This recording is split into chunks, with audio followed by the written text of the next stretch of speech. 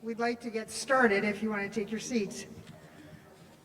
Good evening. I am Liz Wolfe on behalf of the Dr. Martin Luther King Jr.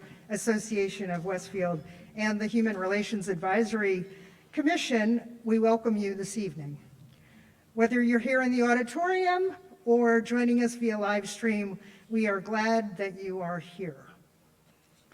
To begin, I think it's important to acknowledge that we gather tonight on the lands of the Munsee-speaking Lenape people and recognize that the land that we think of as Westfield and New Jersey was lived on, worked, and protected by the Lenape for hundreds of years and is still important to them today. We appreciate your compliance with our pandemic-related requests of maintaining a social distance when you're sitting in the auditorium and for wearing your masks throughout this event. This would also be a good time to take out your mobile phones and silence them. Over the last 35 years, MLK Westfield has worked to continue the social, racial, and economic justice mission of Dr. Martin Luther King Jr. in this community of Westfield. We see this evening's event as one aspect of that work and a continuation of our 2016 community discussion on race, which addressed race relations in Westfield. Now, with the repeated appearance of symbols of hate in our town, we are all frustrated. But we also know that this will not stop without forward-thinking action on the part of many of us to combat it. It is our hope that tonight's discussion will help us define that action.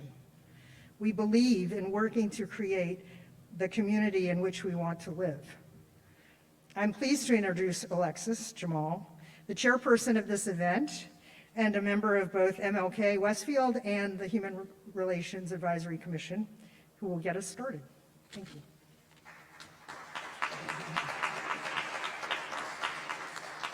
Good evening.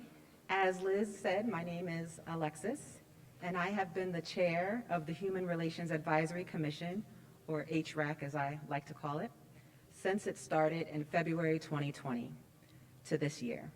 Our new chair will take the reins at our next meeting, February 10th. You could read a brief history of HRAC in the program, but the main reason it began was to bring concerned community members together to think about and speak to the issues of hate that Westfield experiences, and to act against hate to ensure that hate has no home in Westfield. Why this community discussion event now?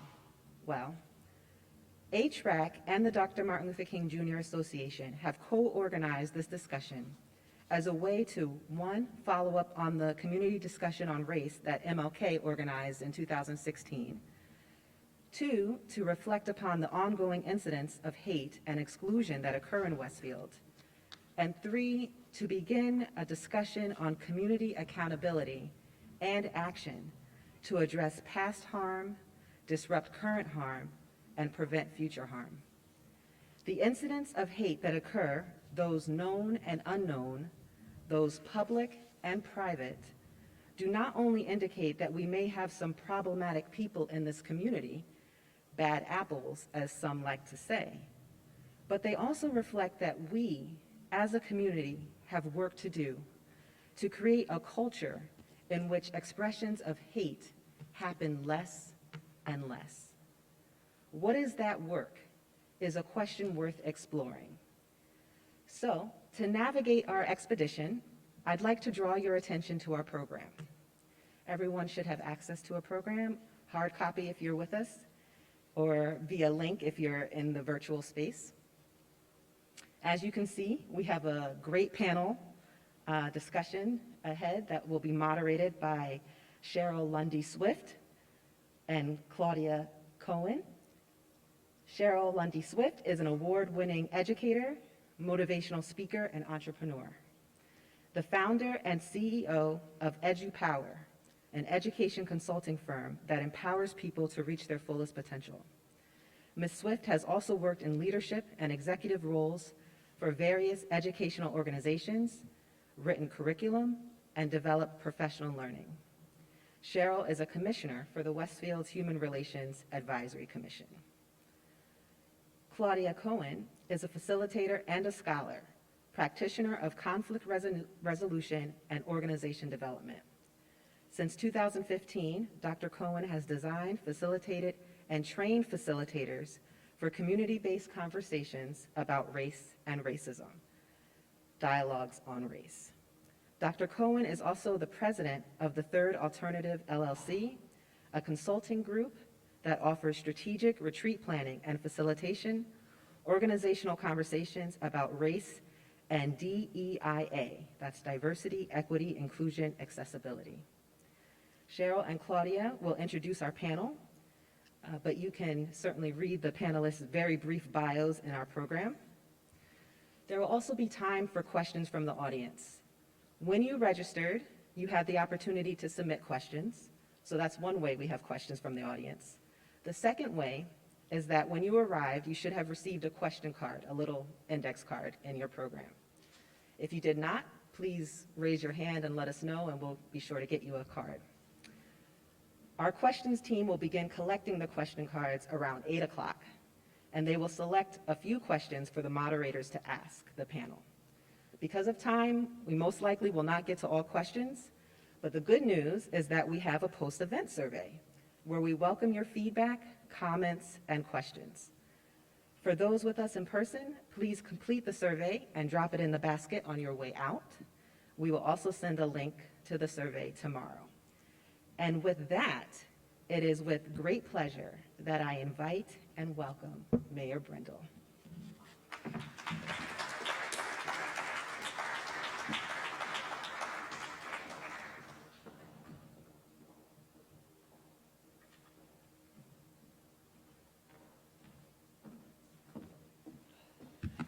Good evening, everybody.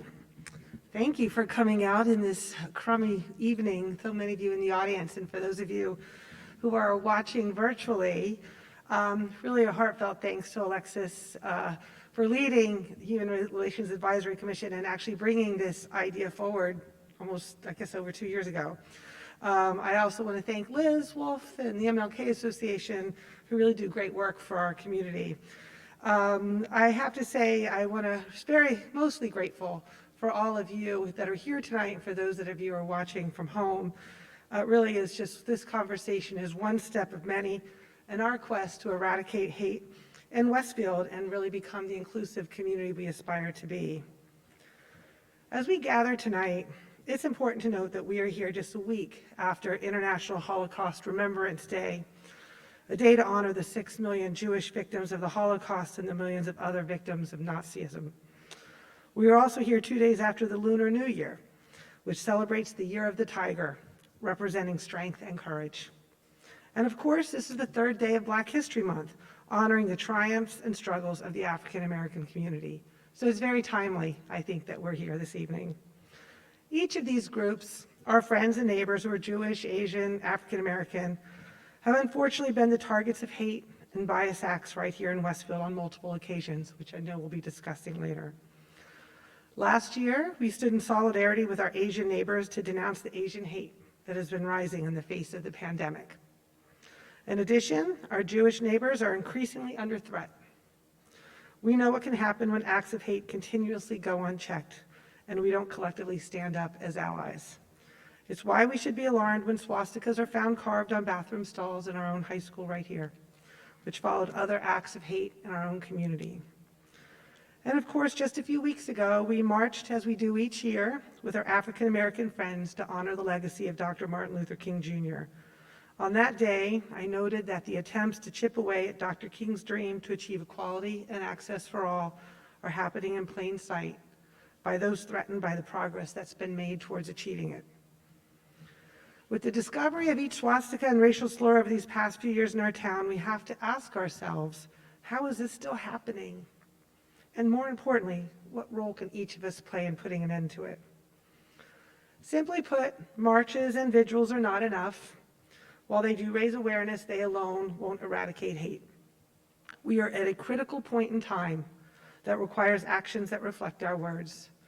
As Dr. King said, The ultimate measure of a man or woman is not where he stands in moments of comfort and convenience, but where he stands at times of challenge and controversy. And here we are. In 2000, Westfield was 90% white.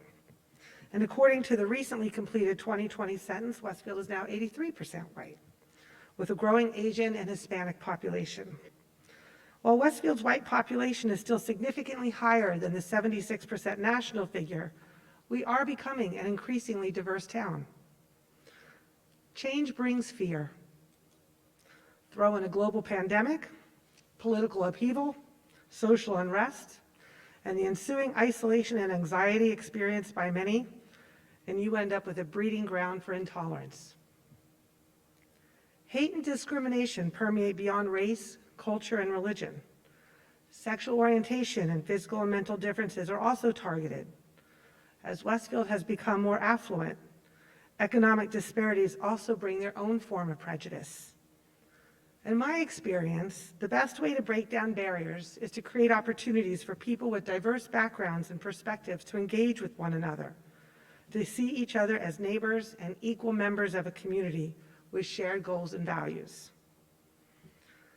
So my administration has been very committed to doing our part, whether it's through creating the Human Relations Advisory Commission, significantly increasing penalty fines for bias crimes, partnering with the American Jewish community, supporting events like this one tonight, funding a new group home for special needs adults in town, as we did last week, or proudly and proactively advancing our commitment to affordable housing, so that Westfield is a place where diversity is not simply tolerated, but welcomed.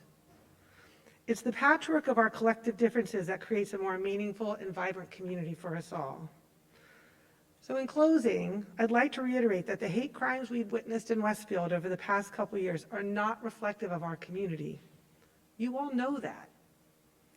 But for those that are on the other side of it, they're not so sure. Which is why it's important that we all publicly stand up for those being persecuted, so they know they live in a community where they are valued, appreciated, and loved.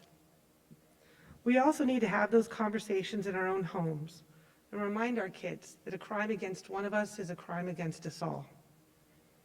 So my hope for tonight is to establish a dialogue between the community and thought leaders from a variety of areas: law enforcement, clergy, education, and activism. Each of these areas plays a key role in eradicating hate, along with each of you. I must apologize for Chief Badalora, who's disappointed that he is not able to be here tonight, as he has an urgent police matter that he is attending to. I will be attempting to fill his shoes on this panel, but we will certainly miss his depth of expertise and law enforcement perspective. So let's take tonight's discussion to heart, listen to others' perspectives, and find a way forward together to make Westfield a place where hate truly has no home. We'll keep fighting. Let's stand up for each other. We rise and fall together. Thank you so much.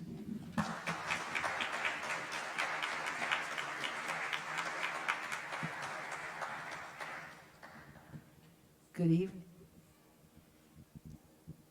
Good evening.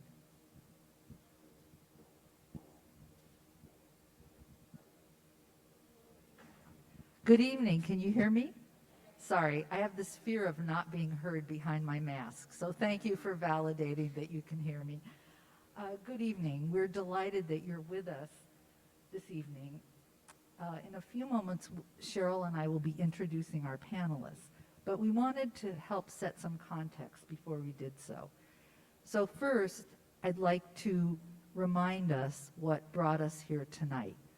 Mayor Brindle reviewed some of the events that you could think of as the problem, but we're going to review them again in some more detail.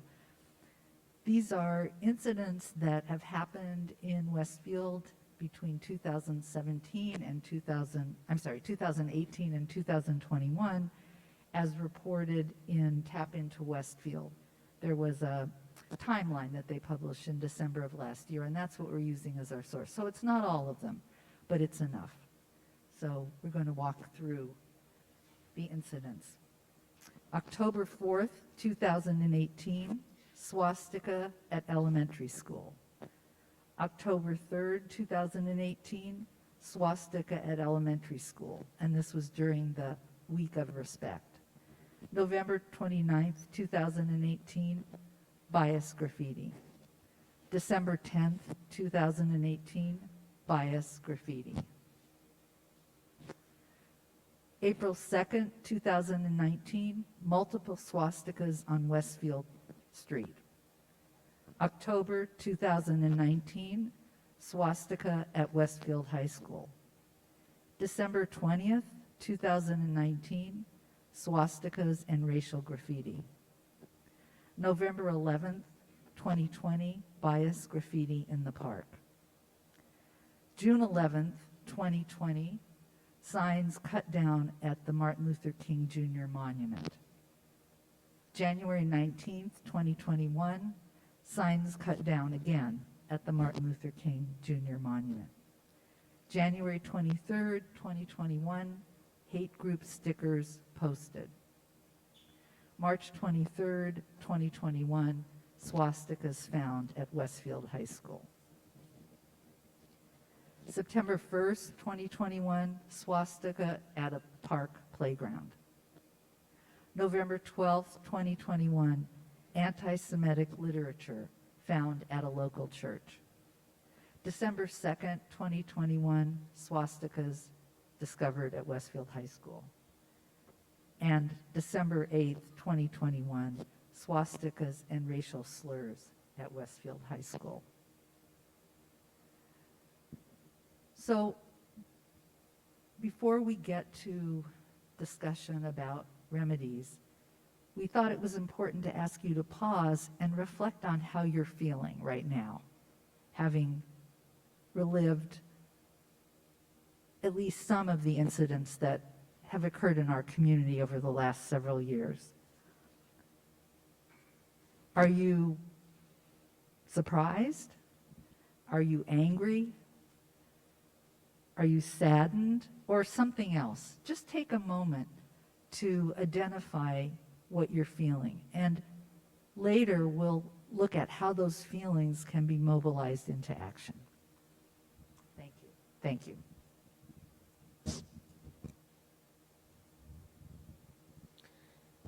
As you ponder how you are feeling after hearing all of those incidents, I want you to know that our clergy came together and decided to act. They wanted to respond to some of those hate-filled incidents with a video. Let's all take a look.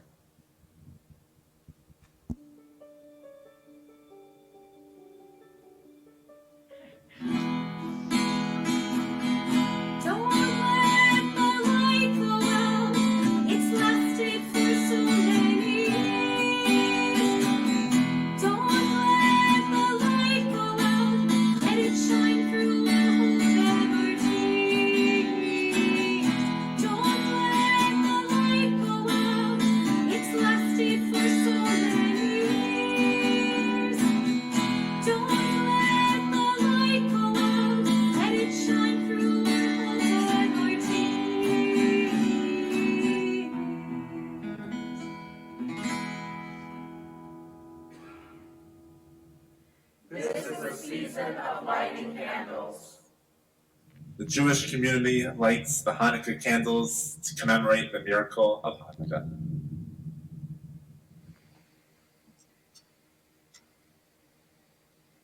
Many Christian communities light the candles of the Advent wreath.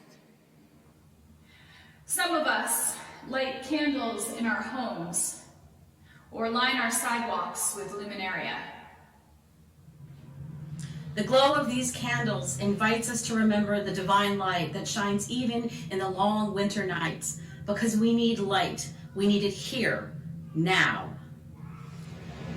When people draw swastikas on bathroom walls and at playgrounds where kids gather, it brings fear, anger, and pain.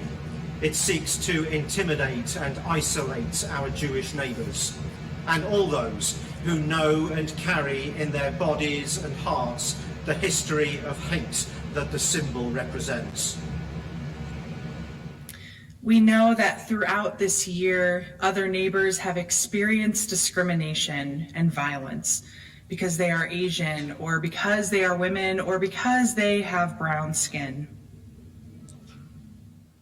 Our brothers and sisters of all faith traditions are deeply wounded by desecration of public and private property with symbols of hate and division. May we shine this light on all acts that bring anger, fear, and pain into our lives. Together, let us welcome a new day of healing, understanding, unity, and peace.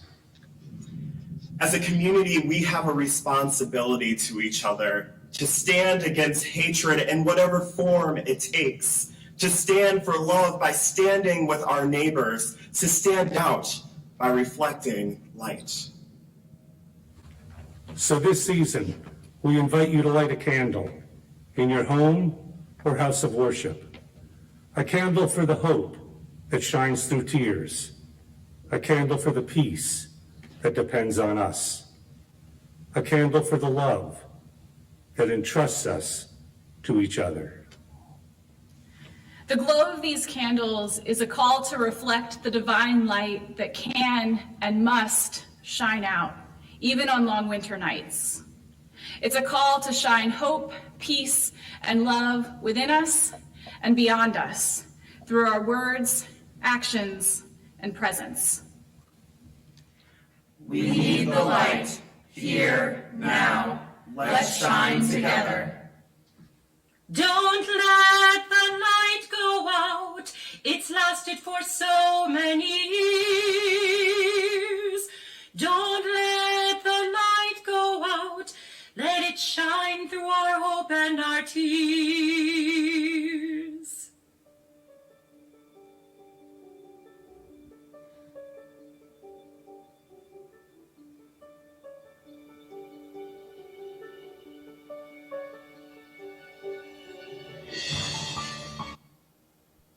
So how do we keep the light from going out? Clearly, our clergy were moved to develop this video in solidarity from a variety of multiple faith-based organizations. Think about how you might respond, or how you might have responded. Tonight, as Mayor Brindle mentioned, our hope is to have a discussion, a dialogue with thought leaders as a community. But I'd like you to think a little bit more and think about not only how we can talk about this, but how we can act to stop these things from happening. Claudia, I think it's time now to bring our panelists up. Absolutely.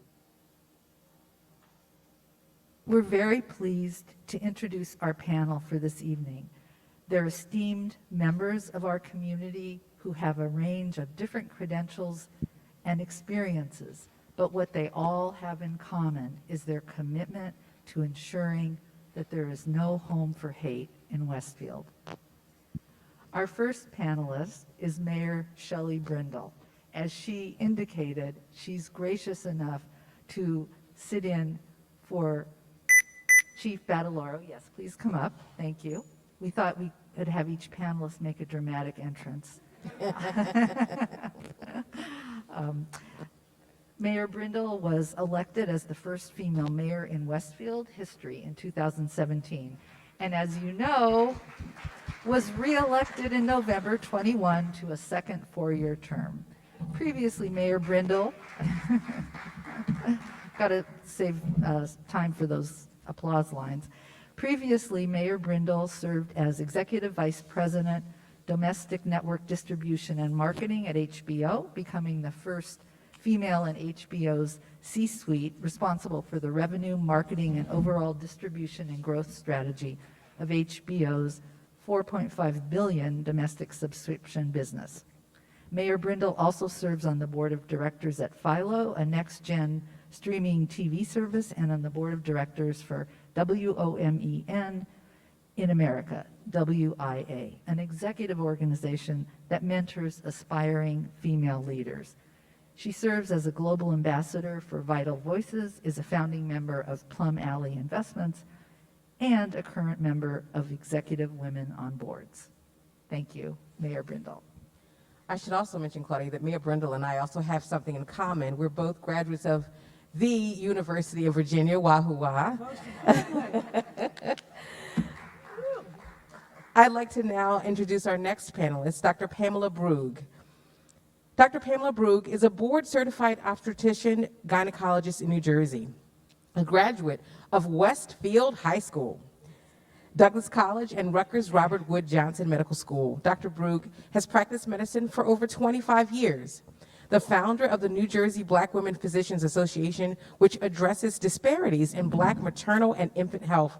Dr. Brugge has worked throughout the COVID pandemic to address disparities from education to vaccination.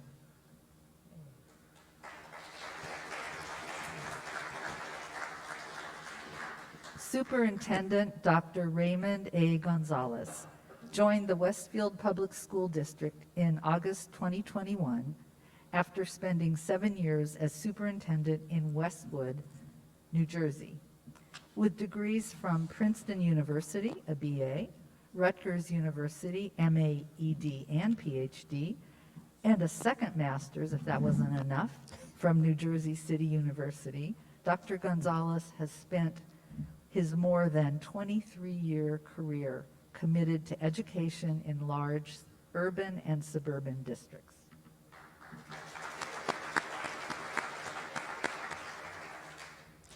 Our next panelist, Edward Israelo, is a retired attorney who worked in private practice and then for many years in senior level positions with real estate development companies. A graduate of the University of Pennsylvania and Northeastern University School of Law, Mr. Israelo has served as past president of the Metro New Jersey chapter of the American Jewish Committee, an advocacy organization which focuses that include combating anti-Semitism and racism.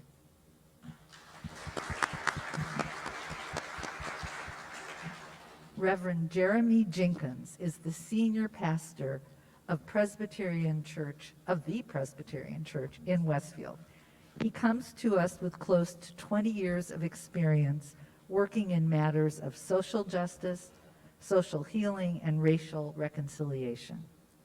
A former director of development for nonprofit organizations, Jeremy was a student of the womanist scholar Bell Hooks at Southwestern University. He's a graduate of Princeton Theological Seminary and has served churches in Virginia, Georgia, and New Jersey.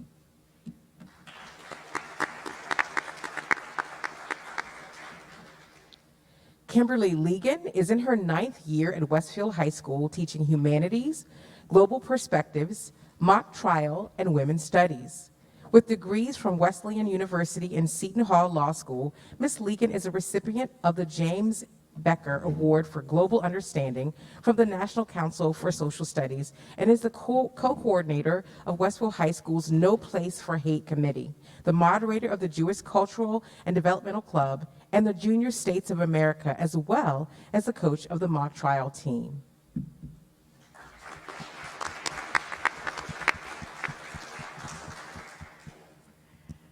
Maureen Mazaris is the Director of Counseling for the Westfield School District, who has made student wellness and recognizing the whole student a priority. And I can attest to that. Both of my daughters were very much served by Ms. Mazaris at Westfield High School.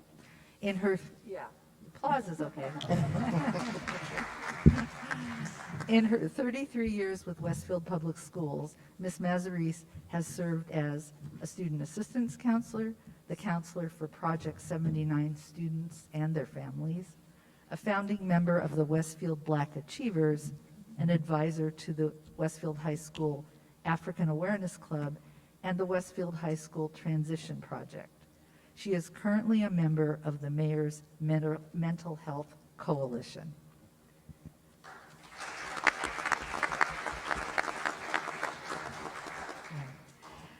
We will now transition to asking some questions of the panelists.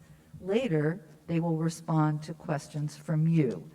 And I'll just reiterate that the index cards are the way that you'll indicate your questions, and they'll be picked up at about 8 p.m. So let me hand it to Cheryl, and we'll begin asking the panelists to field some questions. Absolutely. Thank you, Claudia. So you each had an opportunity to witness some of the events that have occurred here in town. And I'd like for Maureen Mazzarese and Ed Israelo to answer these particular questions. I'd like to think about past harm. What approaches or tools have been used to address past harm? And if you would please let us know what has happened to those individuals who have been harmed.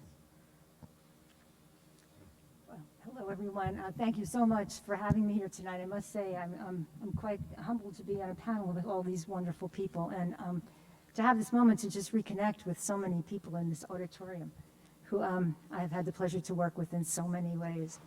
I have to start by saying the questions are daunting. The questions were food for thought for me for over a week now, and I think in conversation with some of the other panelists as well. And I have given a good deal of thought to it, and I'm absolutely fairly certain I don't have a perfect answer to any of the questions. What I can give you is my perfectly honest answer, and that's what I will do. I think in terms of past victims, I think back, and I remember some. I absolutely can remember in my world, particular students, particular families who were hurt, who were harmed, and were victims of things that they should not have experienced. I can honestly say that I know where some of them are, and I don't know where others are. But I do know that those who I am aware of have thrived because they had somewhere in their life, hopefully in their school, that person who, and I will go back to the video, could shine a light for them. Shine a light on them as individuals, but most importantly, shine a light on their story. I'm always reminded of the Elie Wiesel quote about why he tells his story, because his story is an important venue for somebody else's story. So past hurt is managed, I think, and supported by first and foremost listening to the story of the person who is telling it. And when people are listened to, when their story is heard, they begin to own the story, and the story doesn't own them. So we try, mostly in the work that I do, and the part I play in a K through 12 school system that I'm very proud to belong to, is to be the port of listening and to create other good listeners that allow the story to be told. Those stories that are gone, we can try to retrieve and find their stories in other ways, so that other children who are sitting on a story right now, sitting on a hurt, on an injury from something as significant as a hate crime, to something as small as they perceive it as one of those multiple many microaggressions that come from a thrown out word, a damaging comment, a hurtful stare, and give those students that opportunity to know that what is happening to them has happened to others and doesn't have to be endured. So I think we start by giving voice. We start by giving names. I am reminded of I just saw a wonderful documentary on Sunday about the museum in Montgomery, Brian Stevenson's museum, about the importance of giving names, real names of real people to stories who can serve as encouragement and guidance for other people with stories. Thank you. Can you hear me? It was somewhat shocking to see the screen and the number of hate crimes that have occurred in Westfield over the last couple of years. First off, I want to personally thank Mayor Brindle and the Town Council, Westfield Police Department, Superintendent Gonzalez, the Board of Education, the Westfield Clergy Association, the Westfield Human Relations Advisory Commission, the Dr. Martin Luther King Jr. Association, and the Westfield Area Chinese American Association for their strong statement in December condemning the most recent anti-Semitic attacks, which were in December of this year. It ended with the following words: as community leaders, we strongly condemn all acts of racism, anti-Semitism, bigotry, and expressions of hatred targeting any group or individual. An attack on one of us is an attack on all of us. But words, of course, are not enough. We need to develop strategies and take action to ensure that Westfield is an inclusive community that does not tolerate hate or racism of any form. And that's why we're here this evening. The hostage taking of the rabbi and 3 congregants a few weeks ago during Shabbat services in Colleyville is a grim reminder of how dangerous things have become for Jews in America. The recent anti-Semitic fueled murders in Jersey City, Poway, and Pittsburgh are still fresh in our minds. I would suggest that there are both reactive and proactive approaches to addressing these problems. First, the reactive approach. Temple Emmanuel, working in close coordination with our police department and other organizations, has been forced to put in place several security measures. This includes an extensive network of monitoring cameras, a locked front door with identification required to gain access, and the presence of a manned security vehicle. The most recent addition, I'm not sure everybody has seen it, has been the installation of bollards around the synagogue. Unfortunately, this makes the synagogue appear less inviting, which is actually the opposite image of what a house of worship would like to project. However, the reality is that these measures are necessary to ensure the safety of congregants and visitors to the synagogue. The security measures taken by the yeshiva in Jersey City by restricting access to the facility probably saved the lives of dozens of young Jewish students and their teachers. It could have been another Sandy Hook type of a situation. Unfortunately, at that event, 3 innocent people were killed in the kosher deli next door to the yeshiva, and it was actually the security training which the rabbi in Texas received that he credited for the successful end to the hostage crisis that he faced. And now a few words about a proactive approach. One of the things that we're doing at the American Jewish Committee. We've seen a significant rise of anti-Semitic activities on college campuses, including right here at Rutgers University. To address this issue, AJC has developed its Leaders for Tomorrow program, what we call LIFT. It is a high school leadership development program designed to empower Jewish teenagers with the knowledge and skills to deal with the challenges that they may face in school when they go off to college, particularly in light of the recent boycott, divestment, and sanctions movement, which seeks to delegitimize the State of Israel. Students have the opportunity in these sessions to learn from experts about Jewish history, advocacy, Zionism, and anti-Semitism. The program provides an incredible experience for these students, enabling them to develop leadership skills and to enhance their ability to stand up as proud Jews on campus. To wrap up, Rabbi Prosnick, who unfortunately could not be here in person tonight due to a prior commitment, delivered a very powerful sermon at the services at Temple Emmanuel after the hostage taking in Westfield, and he ended with the following words: "By showing up, we are saying we are proud to be Jewish. Together we repair, together we heal, together we sing songs of joy. Together we build a better, more peaceful world." Thank you.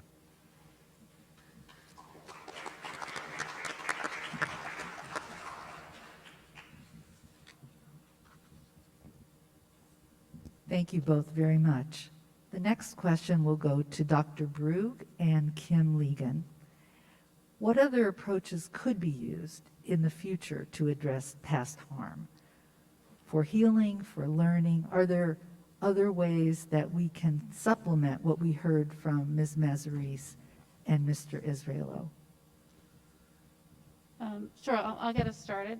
Again, I'm Kim Ligon. Thank you very much for including me on this panel. I really enjoy the opportunity to hear from so many thought-filled people to continue to do the work that I do that helps me as a teacher to constantly improve the work that I'm doing in the classroom. I think when we think about how to, what can be used in the future to address past harm, I think we have to go back to the first thing, which is identifying it, calling it out for what it is, and naming it. I think part of the biggest thing that can potentially increase more harm to someone who's already been a victim of harm is not acknowledging the hurt, first of all. So I think really acknowledging it. And in the classroom anyway, and speaking as a teacher in the classroom, when we've talked about past harm that has occurred, I try to steer that conversation away from really trying to unpack the intent of anyone who is doing this, because we might never know the intent, but really focusing on what is the impact of that incident. And so the first thing that we need to do is to acknowledge that. I think we also need to, in thinking about how to address past harm, is to give students and to give people who are the direct victims of that harm an opportunity to express how it has impacted them. I would like to think that as we continue to improve the inclusiveness of our community, that any harm, as Mayor Brindle had mentioned earlier, that all of us have noted, is a harm to all of us, right? As in our shared humanity, it shouldn't matter what group is targeted, as we're all victims of that hate. But I think it's very important, in addition to acknowledging, to address past harm by providing safe spaces for those people who are direct victims of harm to express how it's impacting them. And I think in the terms of education, the other thing that's very important is to put past harm in historical context. We cannot truly work on that ability to be inclusive and build empathy unless students especially understand the legacy of hatred or divisiveness that exists in our history and the history of this world, so that when a harm occurs, they can only truly understand it if it's been contextualized. So that means that we address past harm by really teaching students about our whole history, even the part of that history that is uncomfortable, because then that allows them to understand when a current incident of hate occurs, why that incident would be so damaging, because they have it in context of the legacy that that comes from. And so I think those things together are things that can help us address past harm.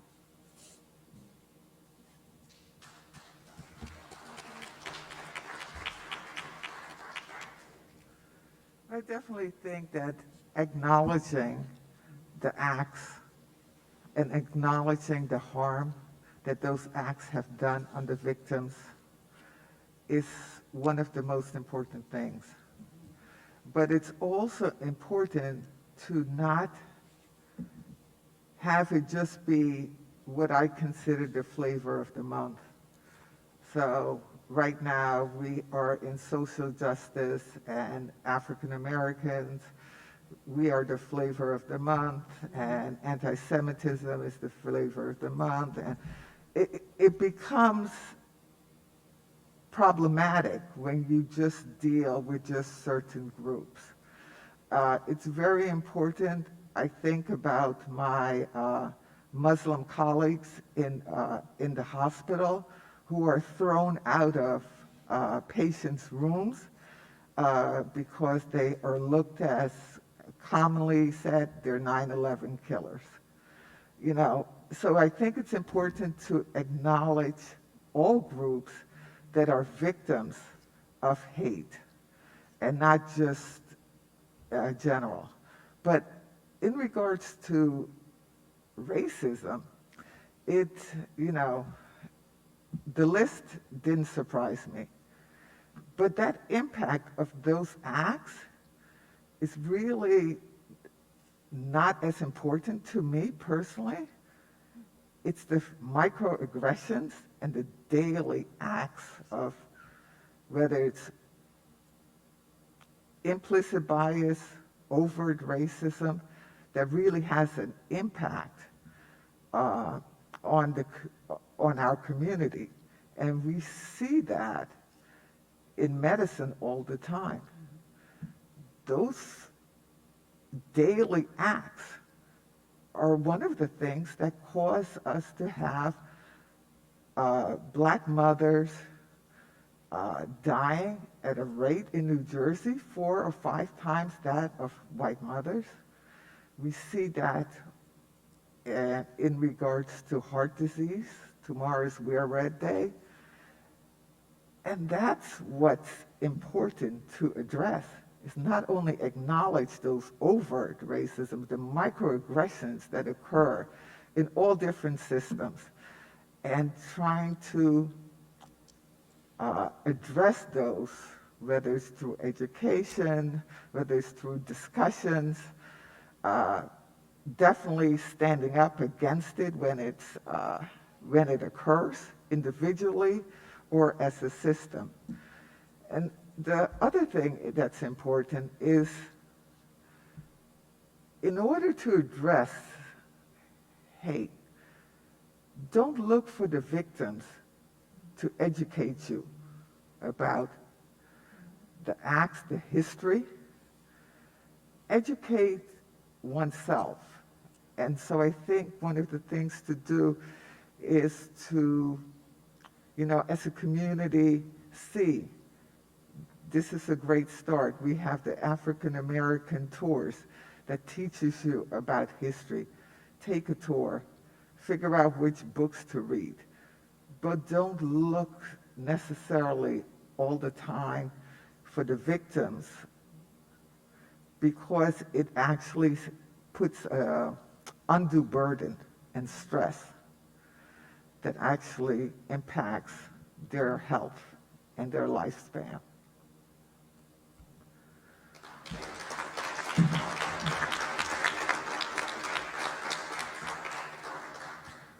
Thank you. We've been talking about past harm, and I want to talk now about present harm. The next questions will go to Mayor Brendel and Superintendent Gonzalez.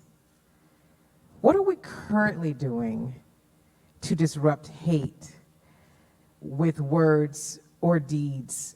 And I would like to say that I know we've certainly condemned all of these acts. We do that strongly, and yet they continue to happen.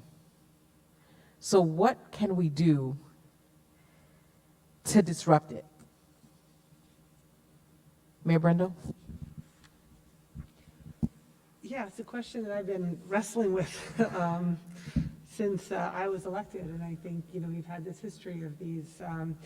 So, if I was Chief Badalora, and I was talking from a law enforcement perspective, they have, I've talked a lot with the law enforcement about what we can do about prosecution, because I know a lot of folks, especially with the recent high school incidents, was just, and I'm sure Dr. Gonzalez can talk about this, kick them out of school and do all these things. But what I've learned is that bias crimes have a very high threshold of proving that they're bias crimes. And you add into the high school, first of all, being able to identify who committed the harm.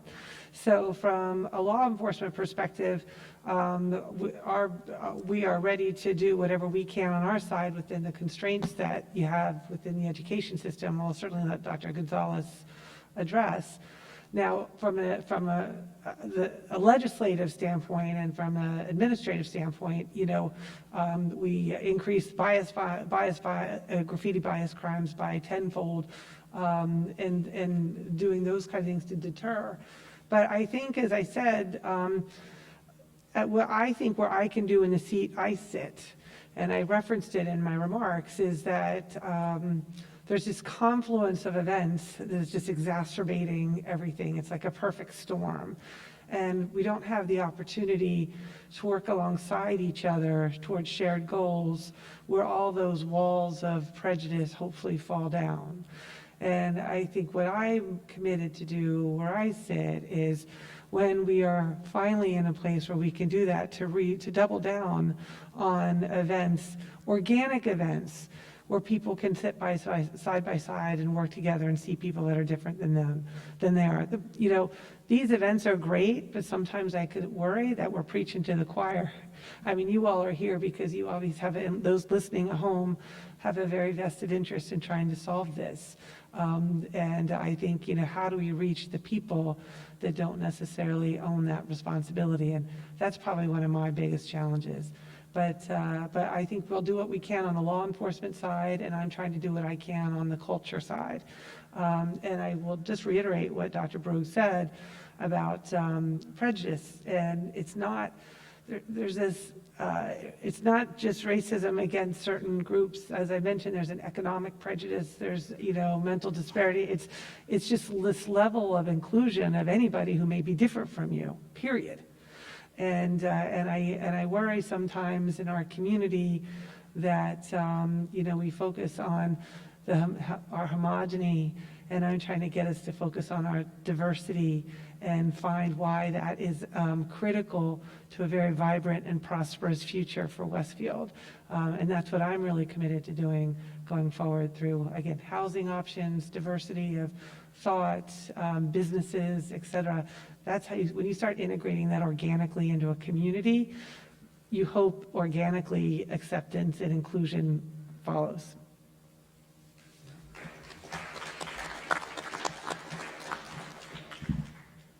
I'd just like to begin by thanking everyone for welcoming me so warmly to the Westfield community. I am officially 6 months old into the community as the proud superintendent, and to have been asked by the Human Relations Advisory Commission as well as the Martin Luther King Jr. Association to be part of this panel was quite an introduction, but one that I welcome, because having the opportunity to join the community sort of fulfilled my desire to be a member of a community that was committed to making positive changes for the lives of students, certainly, but certainly for everyone that resides in this community. As the superintendent walking into the districts, I've certainly am no stranger, unfortunately, to many of the challenges that we're seeing and facing today, both in Westfield as well as in education.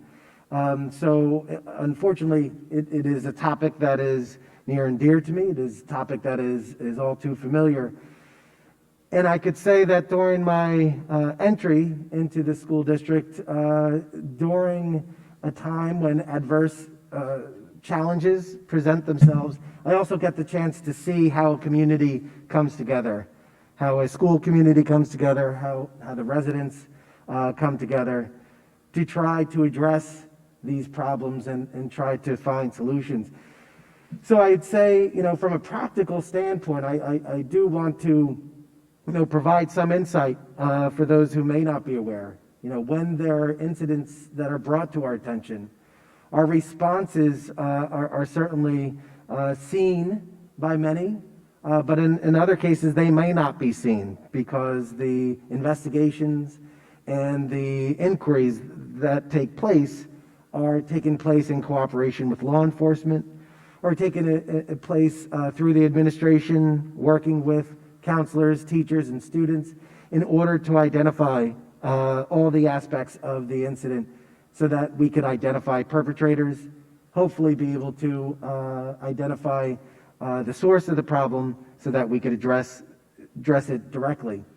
Unfortunately, in some cases, when you have incidents that are find themselves scrawled behind or near a place that you don't see right away, you're not always able to find the perpetrators. But I could tell you, through our partnership with the law enforcement professionals, through our memorandum of agreement that requires that school districts work closely with law enforcement, we are using our resources as they are using theirs. And when there's incidents of bias involved, that is a mandatory report and also cooperation that extends to the prosecutor's office as well. So through all of the cooperation and the work together, we are doing our jobs to try and identify the sources. But as I said, we don't always find out who the perpetrators are. So let me just switch over to when we do find out who does it, because that's been a common question. What do you do when you find someone? And I think there's two things that we have to consider. We do have a code of conduct that is both board approved, but also reviewed annually by the administration, the Board of Education, as well as community stakeholders that outline consequences for infractions. And as an example, we discovered through our review most recently that we did not have explicit infractions that called out bias or anti-Semitic or racially motivated infractions. We did not call out these concerns as explicitly as we need to in order to visibly oppose these acts in our schools. So we see an opportunity in how we identify these infractions as an opportunity to communicate what we believe is acceptable or not. Likewise, we also want to recognize in a student code of conduct, you also include the consequences. So do the consequences levied against these actions indicate the consequences that we all believe are appropriate in this case?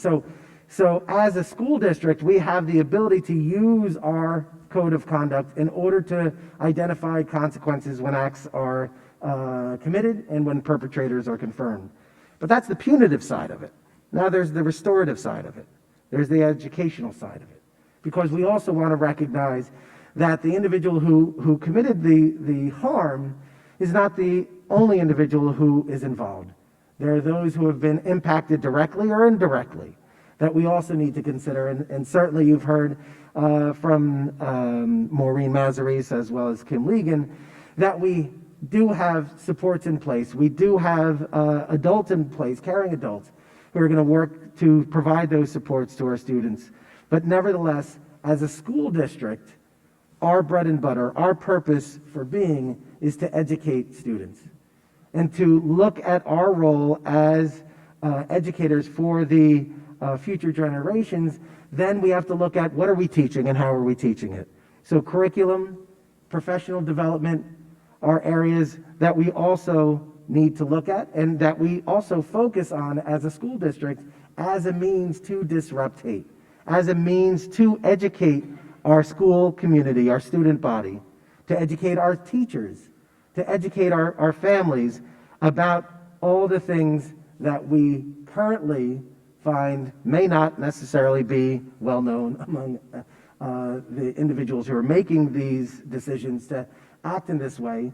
Or maybe they are, they just really cannot understand and appreciate because we haven't done enough to provide that awareness, to provide that understanding.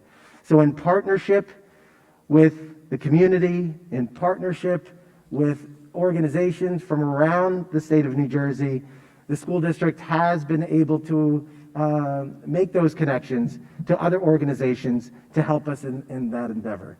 So we look at what we teach. We look at how we teach it. We look at making sure that we provide that education both to the students as well as the adults. We want to make sure that our visible and tangible statements that we make are clearly communicating to the school community that this is not acceptable and that there are consequences. But all that is to say that it's still not enough and that there's more to do.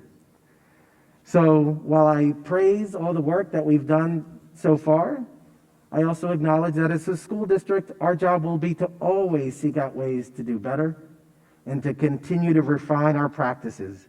As superintendent of schools, I'm proud to be part of that experience with everyone on this panel, in this audience, and in this community. And I don't think there's any finer community or group of professionals that I'd want to be working with to make that happen. So thank you very much.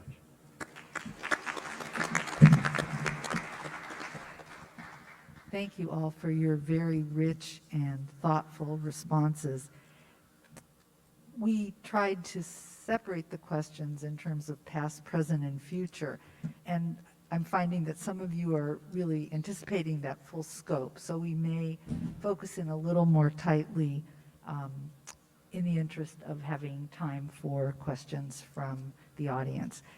Our next question goes to Reverend Jenkins, and then Kim Legan, and also Ed Israelo will have a chance to add to his previous comment if he would like to. So the question is, what other approaches could we employ to prevent hateful acts? As I said, many of the panelists have touched on this, but we wanted to really focus on prevention. So not simply to respond after the fact, but to build in that prevention into the way we operate. So Reverend Jenkins and then Ms. Legan. Thank you. Thank you, Claudia. I'm going to keep my remarks relatively brief, not only because they've already been better in some ways stated by my friend Pam and also Mayor Shirley Brindle, but today on the news I learned from meteorologist John Elliott that today is Optimism Day, and you're supposed to wear colors, brighter colors and all that. I think that this is actually a moment to actually underscore how important it is to stay optimistic when we see these things, just to live from a position of actually seeing, on the grand scale, things have been getting better. I've been tempted at moments to actually believe that these are the death throes of something, and I fear that I'm not right. That really this is here to be with us, that hate will be with us as part of the human condition, but not to lose optimism. To kind of underscore that, I'll also, if you look around, I might be the waspiest person up here. And with that means that I carry just with me everywhere privilege that other people don't have. So my role here is not to be the leader, the idea haver, and the boss who pontificates, but rather to say, I'm here, I'm a teammate, I want real relationship. And in the introduction, it was stated that I was a student of Professor Bell Hooks, and this is almost 25 years ago as a student. She came to Southwestern University as a visiting scholar, and this was the height of her writing on intersectionality, and a lot of what she would talk about is that for many people in my position, the major danger of getting into a relationship and trying to be an advocate is turning the other into the exotic, right? Or trying to be the savior. That's not what's needed here. If you would be an advocate, the thing that I would probably speak most to is two major categories. First, real relationships. Westfield, as great a community as it is still an extraordinarily segregated town. I grew up in the South. I've lived in the South for most of my life, except for, I guess, 6 years where I've been up here in the Northeast in 2 different stints. It is just as segregated in New Jersey as it is in Atlanta, Georgia. In fact, actually, I would argue it's more segregated. Build real relationships. Not trying to be the savior, not trying to prove that you're the good white person or you're a good whatever person. Real relationships. The other one is to use your voice. And this is something, Pam, that you were talking earlier, especially with microaggressions. If you are interested and you want to learn, go learn. But also, once you've learned something, share something. We meet ignorance that can be discussed. It looks like hate on the surface, but is ignorance. I had a football coach one that said, are you stupid or ignorant? Because we can fix ignorant. And fix ignorant. Teach people, talk to people, be open. But the other piece of that is to make hate uncomfortable in this town. When we encounter hate, don't let it feel comfort. Which also means use your voice, don't be silent. And I cannot believe that I'm about to quote a TikTok, so please forgive me.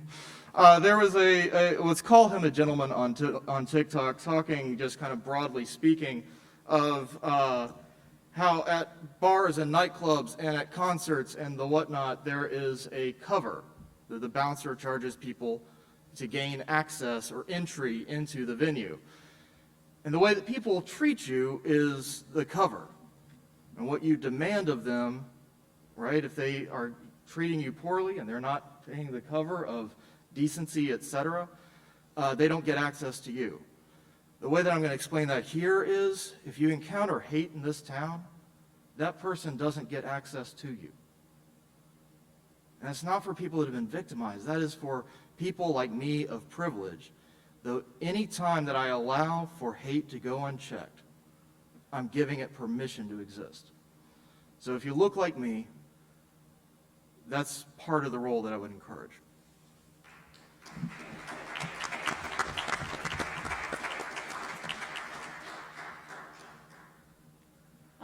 I would really just, echo a lot of what was just said. I think when we think about, preventing future acts, there are several components that allow acts of hate to continue.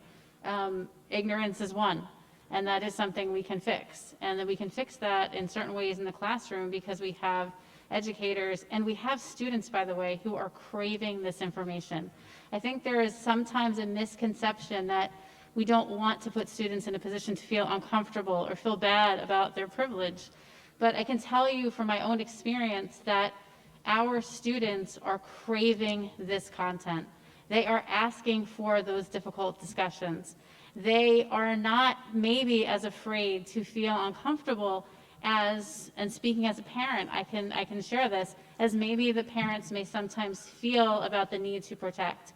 So there needs to be a partnership in preventing future harm where we as a whole community, and that includes educators and parents who are working together to say, yes, this is going to be a little uncomfortable. And we know that change is uncomfortable. We can't have change without that process of growth. And so that means combating ignorance by teaching the real history of our community, of our country, and of our world. One of the more impactful things that I think we recently did in a class of mine was to not just talk about issues of slavery, but to talk about it in Westfield and to use the wonderful African American walking tour here to point out locations where our students walk every day. And that real life connection to that legacy really makes that history more alive to them. I think the other thing that we have to be really careful about is to not simply victimize groups. We never want any group that has been a victim of hate to feel that that is all who they are. That is that kind of looks them into a box, and that's not what we want to do. We want to really, truly, as you've said so eloquently, have real relations and celebrate diversity. And so that means that our students need to, every student, regardless of race, ethnicity, religion, sexual orientation, gender identification, they need to be able to see themselves in the curriculum that we teach. They need to be able to see themselves in that history so that they are valued and their voices are echoed. Chimamanda Adichie, who's a tremendous Nigerian author, talks about the danger of a single story. And so our jobs as educators, and I hope with partnership with our parents at home, is to provide our students with as many opportunities for stories and perspectives as they can have, and to create opportunities where they can have real relationships and expose themselves, even in this crazy pandemic environment, to other groups of people that are different from themselves. And that will not only build their empathy, I think prevent future harm, but I think going back to what Dr. Gonzalez said, will do what public education is meant to do, which is to prepare our students to be active, engaged citizens in a world market economy. And even if they're not doing this, what I hope is from a place of moral good, that is what we need to have a successful world. So those are some of the components I think we can pull together to prevent future harm. Thank you. I think most of what I would like to address in answering this question deals with education, advocacy, and coalition building. A recent initiative has been AJC's Mayors United Against Anti-Semitism campaign. We've been holding meetings with mayors around the state to introduce them to AJC and to highlight our priorities. At each meeting, we introduce the mayor to our resource guide, Translate Hate, which details numerous examples of anti-Semitic terms and themes to help understand and recognize anti-Semitism when they see it. Examples include such terms as dual loyalty, from the river to the sea, Jewish capitalist, Zionism is racism, and many others. We also share with the mayors the International Holocaust Remembrance Alliance working definition of anti-Semitism and ask that they adopt it as a resolution. The definition reads as follows. Anti-Semitism is a certain perception of Jews which may be expressed as hatred towards Jews. Rhetorical and physical manifestations of anti-Semitism are directed toward Jewish or non-Jewish individuals and or their property, toward Jewish community institutions and religious facilities. The definition goes on to include several examples. Last summer, AJC's regional director, assistant director, and I met with Mayor Brindle and a representative from the Westfield Human Relations Advisory Commission. We were extremely pleased that at our urging, Westfield adopted such a resolution after the meeting. Mayor Brindle, at our meeting, strongly encouraged us to meet with Mayor Kovac of Clinton, who was at the time the president of the New Jersey League of Municipalities.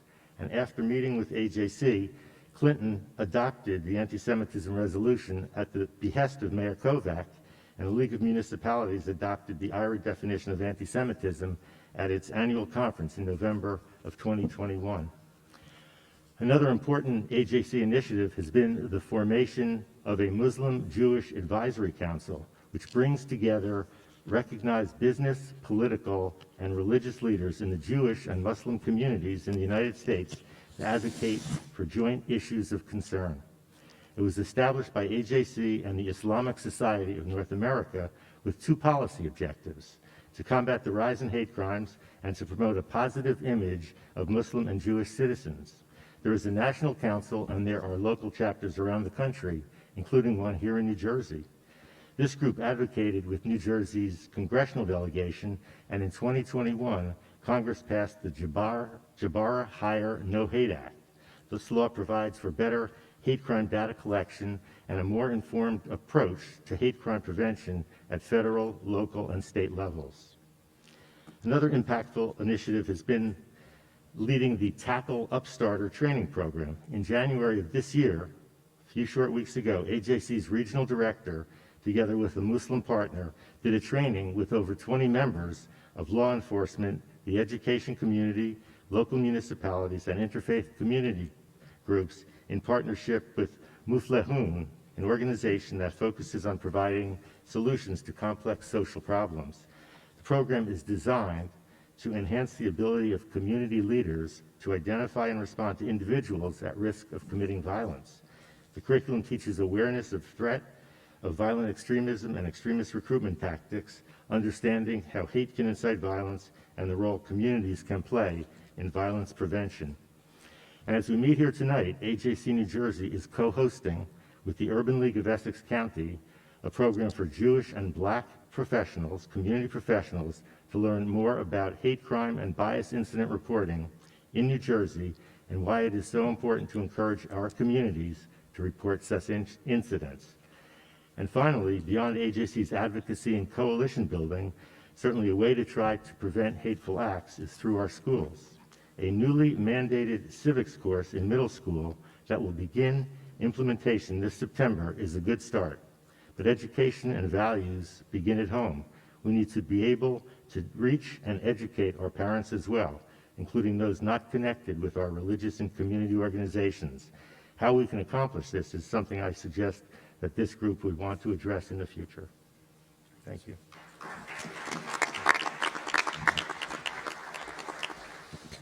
Thank you. And at this time, I'd like this next question to go to every single one of our panelists. You will only have 2 minutes, so I want you to really think about what it is you want to say. But let me ask you the question. What would our community look like if this was truly a place where we could not have any hate, or as Reverend Jenkins said, we could make hate uncomfortable here, right? What would Westfield look like?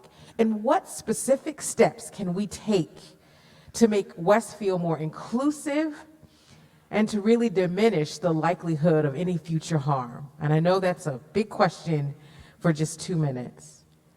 I'm going to ask it again as you think. What would our community look like if there was truly no place for hate here?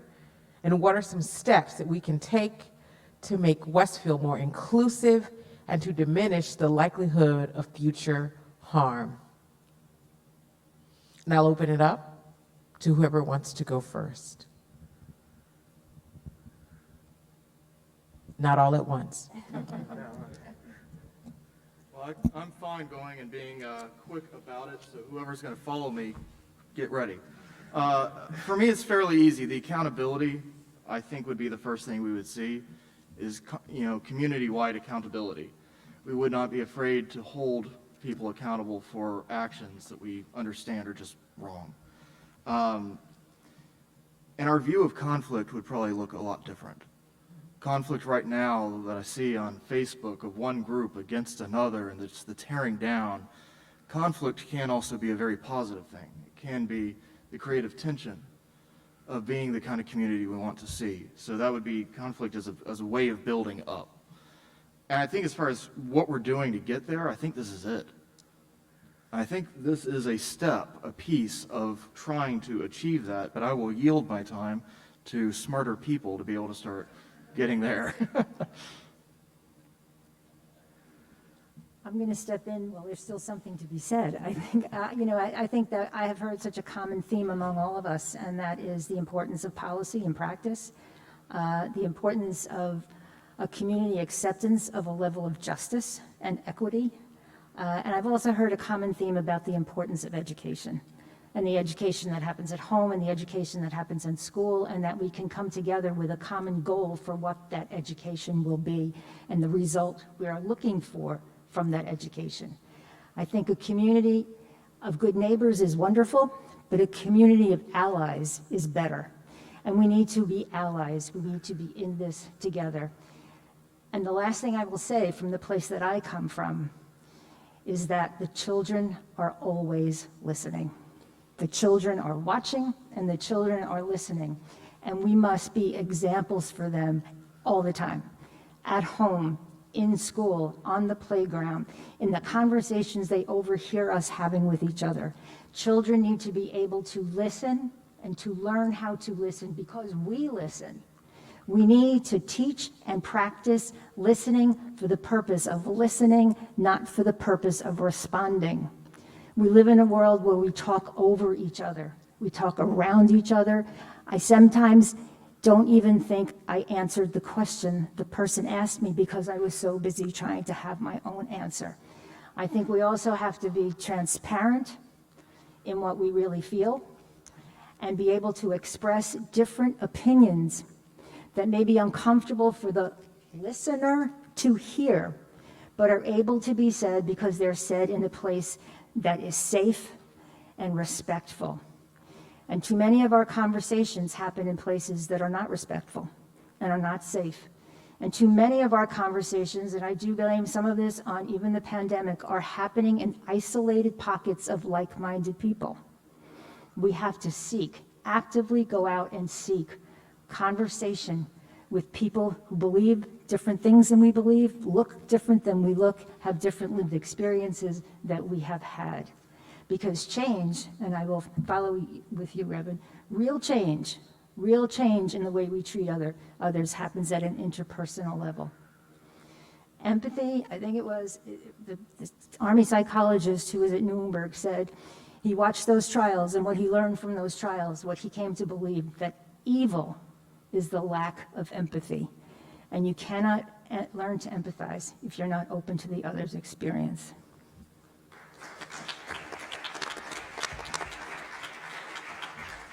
I would just add on to that by saying that I think that that future where there is no place for hate is a place that is filled with people who have curiosity, who have intellectual curiosity, who have curiosity about the other, who have curiosity to go beyond their little silos. I think it's also a place where we see civil discourse modeled. In our classrooms, many of our teachers start out a semester by working together with their students to put together a class contract. And we decide as a class what we are going to say the expectations are for discourse and discussion. And one of the things that we often include in that class contract is that you have to operate from the position that you may be wrong. And so kind of having that kind of future where you are, as Maureen said, are willing to listen, but that the future looks like a table as opposed to a round table, rather, where people are coming together as opposed to, fighting from their silos. So I think those are some of the things that future would look like. I also think it looks like a place where many, many voices are heard and many voices are valued. I would just like to say, I appreciated the video that was shown at the beginning, and a lot of the footage was taken at Temple Emmanuel, and I'm not sure the time framework of when that was taken, but maybe it was after one of the many anti-Semitic acts that that took place and that were shown up on the screen, and so from my perspective, I think a lot of it is having each other's backs, calling out injustice when we see it, and not having any tolerance for hate or for injustice, and letting people know, and standing up, and not being passive, and aggressively going after the goals of social justice and things that are important to us to be able to live together in a civil society.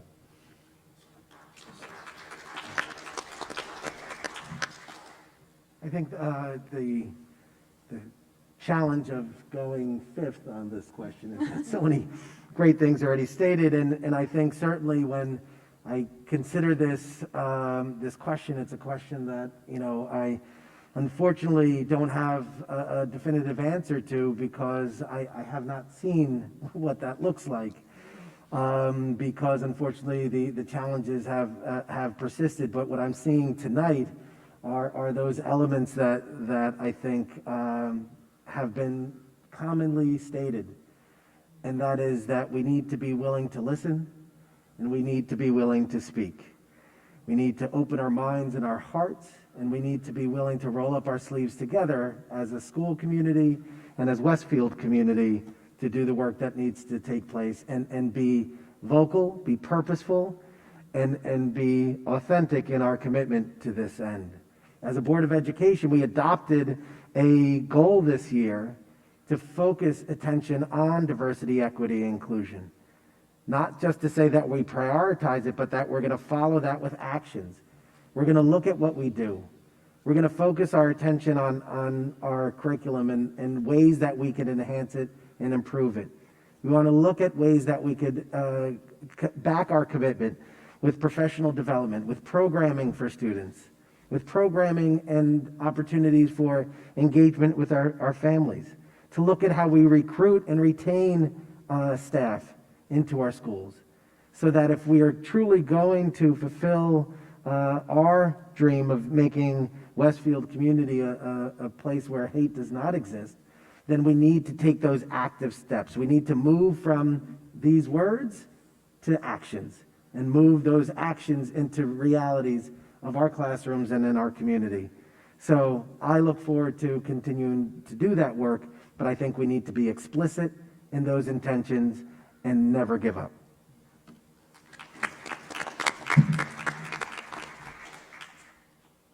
I think in the future, you would want to, first of all, acknowledge everyone's history, the true history of this country, and the impact that it has had on the generations and the generations to come.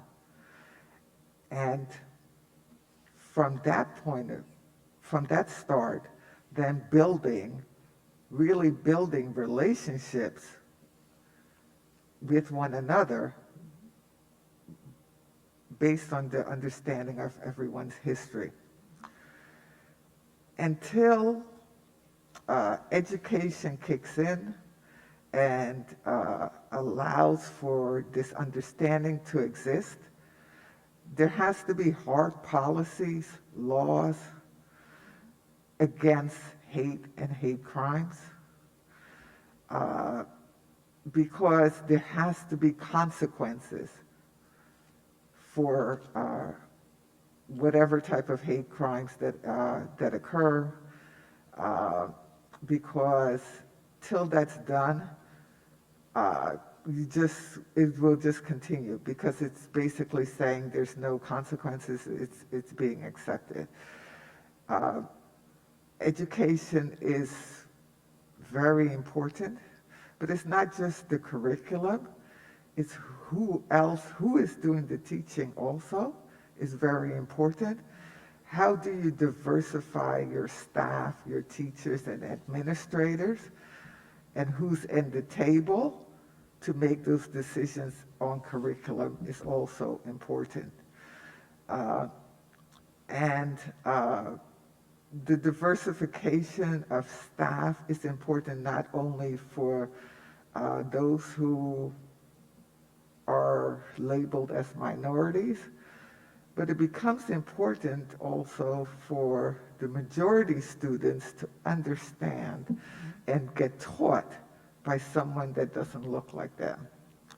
That interaction is important in the development of a child overall. To exist in what is basically a global world at this point. And as the census has shown, we are becoming browner in this country. So that's important. And I would reiterate about relationship building and real relationship building, not just as acquaintances, but really as friends who have each other's backs.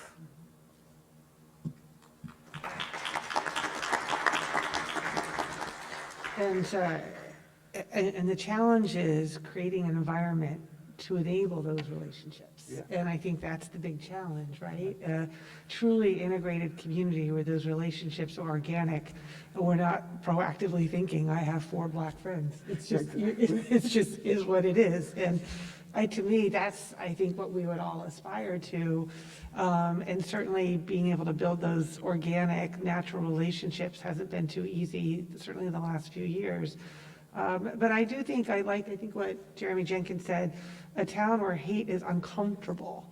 And there's all kinds of ways you do that. One is through, law enforcement and accountability, but, other things, even what the clergy did, I think the more we make these types of public pronouncements about what we aspire to be, it makes what we don't want to be that much more difficult to implement. So I just think we all have to be very intentional. I dream of a day when we banned social media for a day from the community and actually go out and force everybody to talk to 5 people instead of the addiction of Facebook to go on and fight with people. And I tell you, the best thing I ever did was get out of all those Facebook groups, and my optimism level went up tremendously. So, and I'm only saying that half jokingly. I'm telling you, there's something, I just think it brings us all sometimes to a very dark place where, and if you can get actually out in the community, talk to people, talk to business owners, talk to everybody, you'll find optimism, it breeds further good behavior. And it really would be great if we could just create that organic opportunity in the community for us to really know each other. And that's where I sit, and I know I said it earlier, but that's really what I aspire to do, is create those opportunities for us to get to know each other that way, in person and genuinely, so we're not thinking about, it just is. And I feel comfortable and confident that we'll get there. It's gonna take a lot of work, though.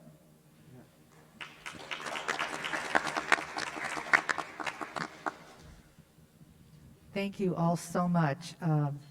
We're going to move on in a moment to questions from the audience, but I think maybe just one more round of applause for what we've heard from the panel so far. Yeah. Now, we have invoked students, but we haven't heard from students. Now we'll have the opportunity to hear from a student, and I will introduce him. It's my pleasure to introduce Ewan Stewart. Ewan Stewart is a junior at Westfield High School. He's a member of the No Place for Hate committee and has been involved in many of the school's activities against hate. Ewan, whose mother is South African Indian and whose father is Canadian Scots, was born in Sweden and has lived in many countries, including England, South Africa, and Australia. Ewan will respond to us about what he and his peers can do and how we can help. Ewan, thanks very much.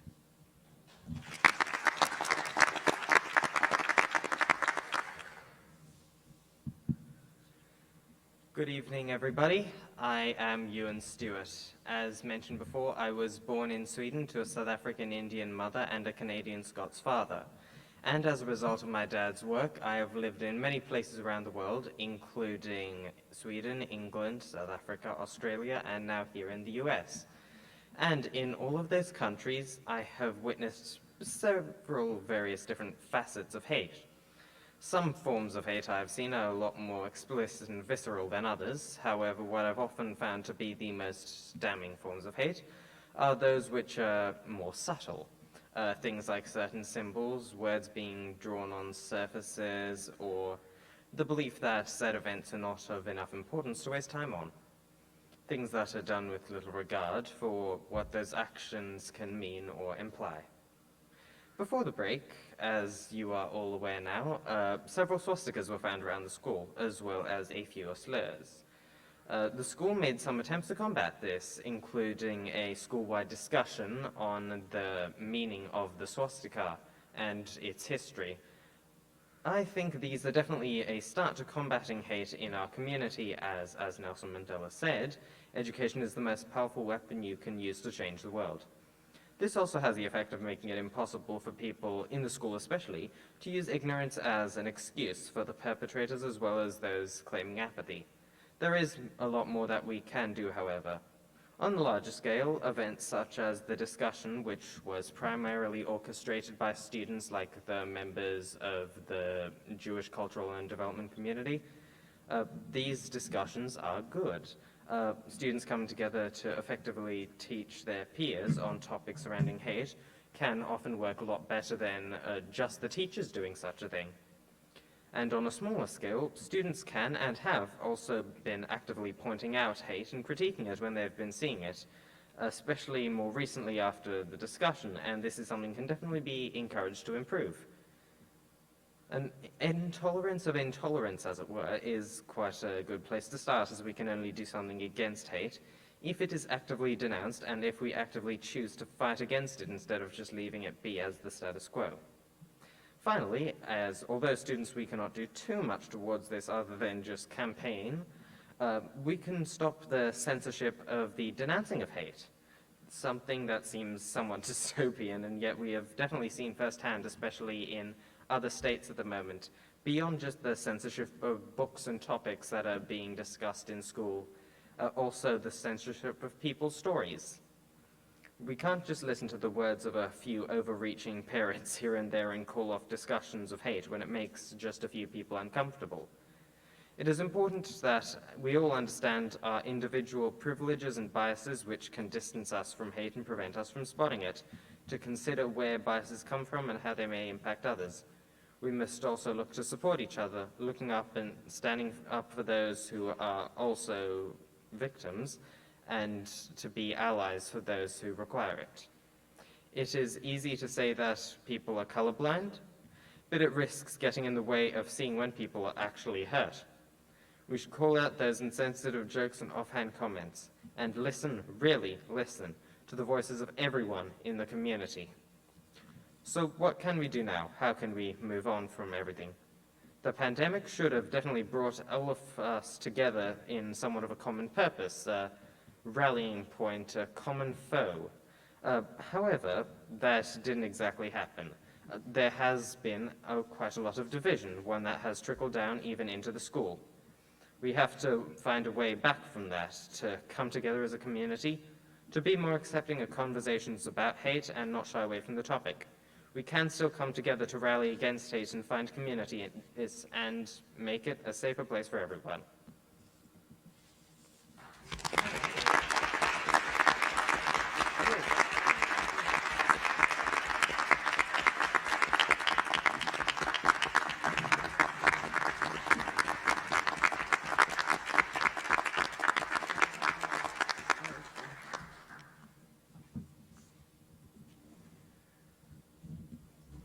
Thank you so much, Ewan. Talk about hope. Next generation. So we've come to the point in the evening where we'll be asking the panelists questions that we either received previously or from you in the audience tonight. We have a good problem, abundance. We have more questions than we have time to ask them. However, as was stated earlier, I believe by Liz, or maybe Alexis, there will be material that you can fill out as you leave to give feedback, and you could indicate questions that you're still interested in hearing about. So what we'll do, we'll kind of do a lightning round. Cheryl and I will trade off sharing the questions with the panelists. We'll ask one person to comment, and if someone else has a really strong desire to add, we'll invite them to do so. So, Cheryl? Thanks, Claudia. Our first question comes from our audience. What can be done to ease residents' fears as they watch their communities change? What actions can the community and/or the local government take? The fear is real, even if it is misguided and wrong. Mayor Brenda, we'd love for you to address this question. I assume they're referring about fears of change.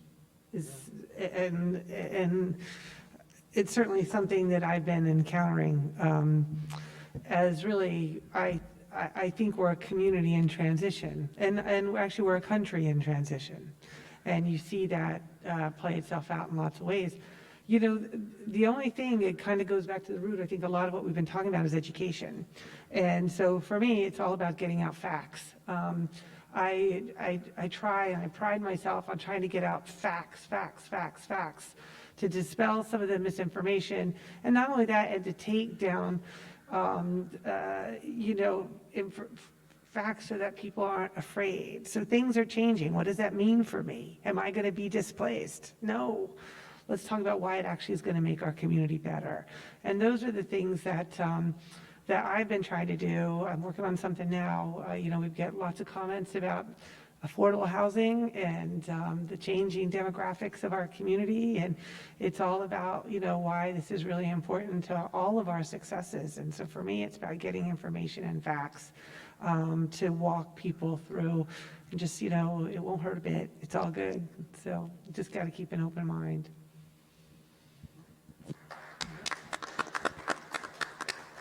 Thank you, Mayor Brindle. The next question is really kind of an amalgam of one question that was asked in advance and another was asked tonight, and I'll try to make it somewhat coherent.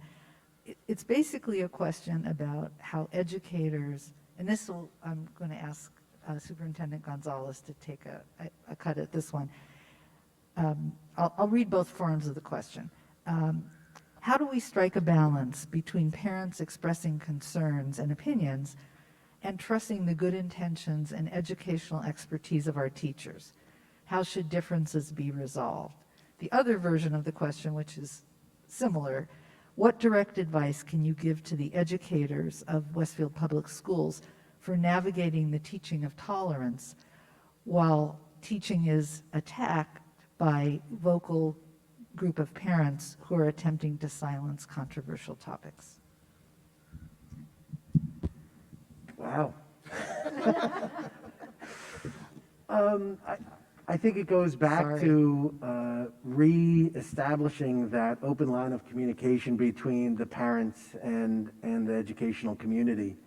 I could say with direct confidence that we have an amazing staff of teachers, administrators, support staff, and individuals who are dedicated to providing a quality education in a safe space for students to learn, to ask questions, to voice their opinions. And in doing so, I could recall back to the start of the pandemic when we had to transition everywhere to remote learning, and our teachers were the ones who shepherded our students through that tough time.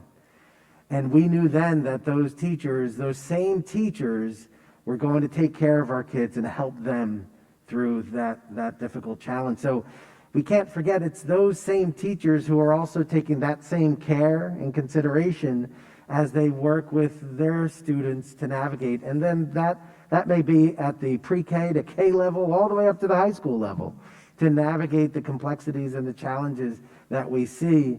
And that sometimes our parents may not see it in the same way, but I could assure you that the care and consideration that I just shared is common across all of our teaching staff. So that having a common conversation where you could listen and speak authentically, openly with one another, I think is going to be critical. That conversation has to happen. As an administrator, as a superintendent, whenever anyone comes to me, I always look and refer them back to our classrooms and to our schools, because the concerns that they share are founded at the school level, and therefore the solutions and the answers will be found in the same place. And so that reassurance, that reminder that we are partners in education, will be best suited at the classroom level in order to hear what the concerns are. There's statements that are made regarding concerns of indoctrination, concerns that we are making students feel bad. And I want to be able to say with entire confidence, that will convince the person on the other side that that isn't happening. But my words alone are not going to be enough. They need to hear it from the same teachers, the same administrators who are there each and every day. I could assure you there is no indoctrination. I could assure you that there is no attempt to try and make our students feel bad for who they are, but certainly the uncomfortable conversations, the uncomfortable realities of our present day and even our history are challenges that we all have to encounter, but we have trained professionals both in the classrooms, in our offices, and our counselors who are able to assist our students so that they could understand and make the most of it. To our teachers, I want to reiterate that your expertise, your experience, and your passion that brought you here in the first place are what will be necessary to carry us through to the other side of this public health crisis and in some cases the challenges that we're seeing beyond that.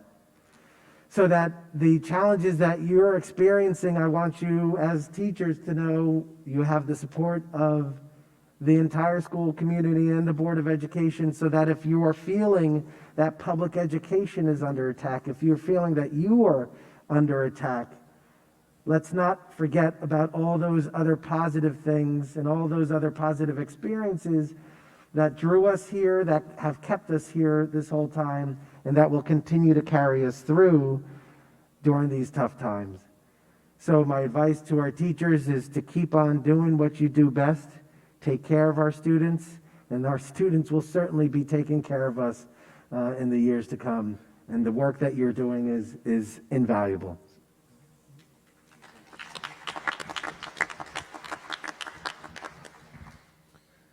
This is actually a question about our students. And Ms. Ligon, if you could please address this question. How have the students reacted to the acts of hate in the high school? And how do we support them in our community? Yeah, I think our students have been nothing short of amazing in their response. It's been thoughtful. It's been forward-thinking. It's been much more than reactive. It's been proactive and preventive. They have really stepped up in terms of leadership. Many of the things that we are doing with our organizations like No Place for Hate, the Jewish Cultural and Development Club, working with BDTV, and our Student Government Association, these are the groups that through their student leadership have come together and with the support of faculty, staff, and administrators, really have found their voice in helping to make sure that they are helping to create that future culture here in Westfield that they want to improve. And they've done things, not just most recently in terms of putting together this, leading the charge and putting together this school-wide discussion on anti-Semitism, but also helping to put together educational components about the history of the swastika and student impact statements about what these acts of hate have meant. But this is work they've been doing for the last several years.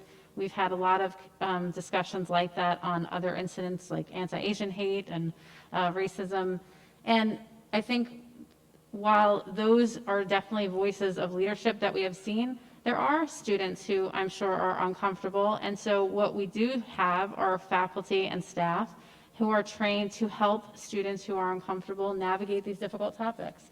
And I think we do see a variety of responses from students, but I think overwhelmingly what we see from all students is a very strong desire for more conversations. And I think even for students who feel uncomfortable, even they recognize that they need to work through that. They want to understand things better. And so they're asking for those additional conversations. And so I think as educators and as leaders in the school, we have to support them in their desire. And we have to continue to be the coach on the sidelines that helps them do this hard work. And so overwhelmingly, we have seen, I think, a very thoughtful and a very mature response of students who are quite frankly taking ownership for saying, no, this is the culture. We don't want this to be our culture. We want to create a better culture here. And I think that that should be applauded. And when you hear someone like Ewan speak, he is a perfect example of why, as an educator, I'm so hopeful.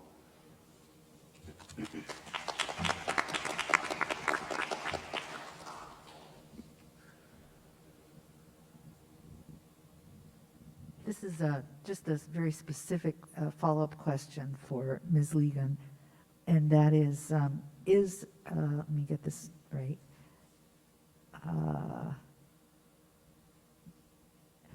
Sorry. Does the Westfield school system implement the New Jersey State Holocaust Commission curriculum for elementary through high school grades? I don't know if you'll know that for the full. Yeah, so I'll let Dr. Gonzalez respond to specifically, as I'm not privy to all of the curriculum that we have in the entire district. I can tell you that as a high school history teacher here at Westfield High School, and I teach global perspectives and humanities, which is in the 9th grade curriculum. Within our curriculum, we do, one of our units specifically addresses genocide. And so in that unit, we certainly teach about the Holocaust. We also teach about other genocides that have occurred because, we want students to obviously understand that, very unfortunately, when we don't learn from our history, it repeats itself. And so, unfortunately, there are many additional genocides that we often teach students about. So I can really only speak to as far as that. I also know that in a class like humanities or an English class, many students at the high school level will also do additional literature that also discusses Holocaust education, such as Maus or Night. And so there's additional readings that are done. May not be the same for every, because the teacher would select those, but those are just some examples at the high school level. But I'm sure Dr. Gonzalez can talk about this specific curriculum for the entire district. Can I? If you would like Yeah, to. sure. I just to supplement that, yes, we as a school district do provide Holocaust education throughout our curriculum. If you were to go onto our website under the menus, you'll see our curriculum tab, which includes a link to our Holocaust education curriculum documents that show what grades and the topics where everything is addressed. I would also like to highlight that work is going to be something that we include as part of our curriculum audit and our diversity, equity, and inclusion work moving forward, because, as I said earlier, it is not something that needs to be touched once and never to be revisited again, but also in light of the many experiences that we have, something that we certainly will continue to review and look at. I also wanted to highlight that part of the education and the programming that we were talking about, or that I was talking about earlier, was about the school district being able to make sure that people are aware. Being a link on a website is only as good as it is if people know about it. But if they don't know about it, that's not going to help. So we as an administrative team have been speaking about ways that we could hold webinars and information sessions to create greater awareness and understanding about the work that's taking place in our district. And most recently, conversations with our supervisor of social studies as well as assistant superintendent of curriculum instruction have talked about looking at our Holocaust education curriculum being our first presentation in the coming weeks and months ahead. So we look forward to providing more information down the road.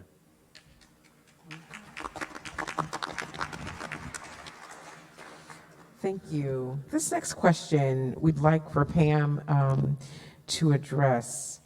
And so, Dr. Brugge, you mentioned earlier that we should consider Muslims as well. This question is really about how can we in Westfield and maybe even our school district provide students and residents the opportunity to hear the voices and experiences of Muslims and Asians and other groups as well. Well, I think you start again by acknowledging that there is a problem and inviting them into the conversation. You know, I'm not Muslim, so I can't, discuss all the things that have occurred in this town or in the state in regards to hatred towards them. I only can speak about it in the medical field, what I've seen.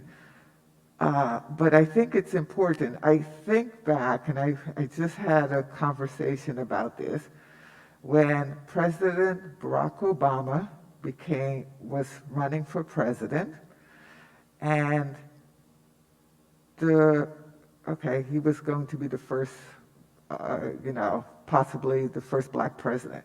But there was a question about his religion, like, oh my gosh, he's a Muslim. And that became even more toxic to him, that he may be a Muslim, than the fact that he was black. And so you ask yourself, well, why is that? So why is it that a Muslim cannot be president of the United States? So there is hatred there. And so we need to have these open conversations of why the hatred exists and how we can stop it. But the main thing is to go back again, like I always say, you have to go back and look at history to be able to understand the present, and then encourage open conversations so that we can, make things better.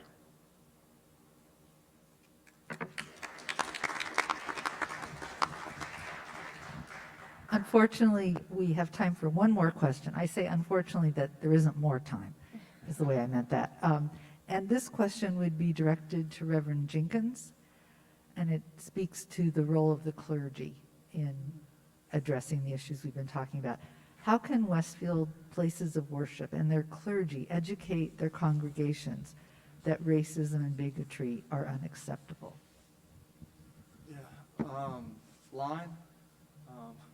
I don't know how to answer that, to be honest. I think that each of the houses of worship that I work closely with have either programs within their own community of faith. For example, at the Presbyterian Church, there have been race dialogues going on for the last couple of years, both inside the church but also with outside communities, and teaming up with partner groups, churches, etc., all around the area. We've also been doing, like you saw with this particular video that we showed tonight, and to answer the question, I think it was the week following Hanukkah, I believe is when we actually did the recordings. But we've done several of similar situations with that. We are constantly talking to each other. Anytime that one of the houses of worship either has some form of attack or some incident that comes up, the clergy get together. We talk about it. We figure out, is this a moment where we need to stand together and make a response? And there have been several moments of that. We've also done worship services together, where we pull together. At the very beginning of the pandemic, we actually held one that we did for peace. And so there have been some actions like that.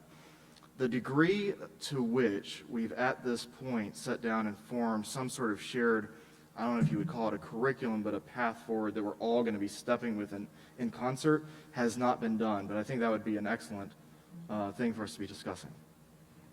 I guess the most recent one was following the incident in Texas.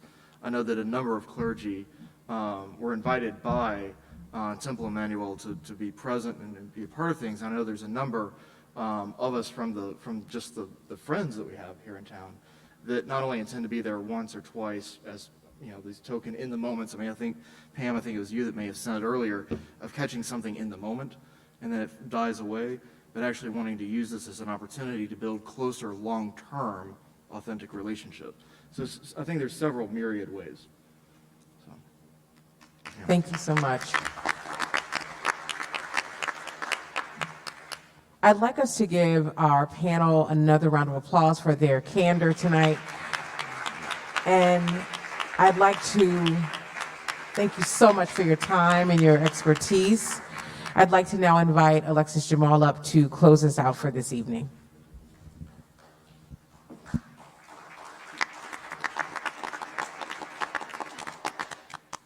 Good evening again. So there are 2 calls to action noted on your bracelets that the in-person attendees were gifted with as mementos, right, of tonight's discussion. First is disrupt hate. A quick disclaimer. I try to stay away from quoting Dr. King because it's so easy to do. And I feel like I'm cheating by not thinking of something profound to say. But he said so much great stuff. So I'm not just going to quote him once, I'm going to quote him 3 times. And one quote Mayor Brindle already used, but it's going to come back. So Dr. Martin Luther King Jr. said, "The person who passively accepts evil is as much involved in it as the person who helps perpetrate it." This brings to mind the idea that what we permit, we promote. When thinking about community accountability for acts of hate that occur in our town, we have to remember that there is no neutral place to stand. Everyone is involved, and if you're not working to disrupt hate, then by default, you're working to perpetuate it.